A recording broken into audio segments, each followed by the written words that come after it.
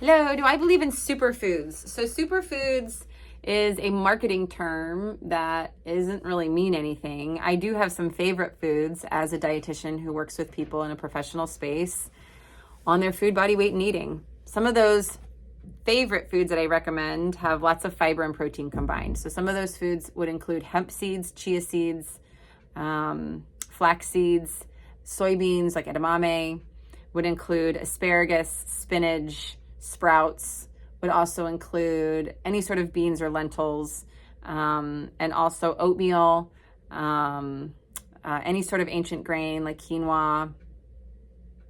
All of those foods have a really good dose of protein. They might not all be a complete protein, but they do contain amino acids that can contribute to your amino acid pool. But they also have really good amount of fiber. Fiber, both soluble and insoluble, can contribute to feelings of fullness, can contribute to satiety at the end of a meal, in between meals, which is actually satiety. It can contribute to pre and probiotic and your gut microbiome. It can contribute to heart health. It can contribute to reducing risks of colon diseases like colon cancer. The only time fiber can be a little bit problematic is if you do have any digestive illness or discord where some carbohydrates that contain fibers like beans, you have a really hard time digesting. And so some of those diseases would be IBS or any type of short bowel syndrome, where you really have to pay attention to what kind of fibers you're intaking paired with certain type of saccharides or carbohydrates.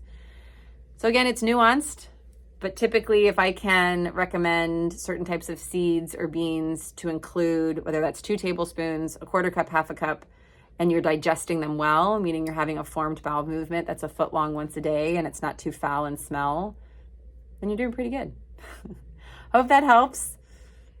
Again, blanket answers do not cover individual consultations. So this would not be individual medical nutrition therapy, but just a blanket answer for the general population. Hope that helps.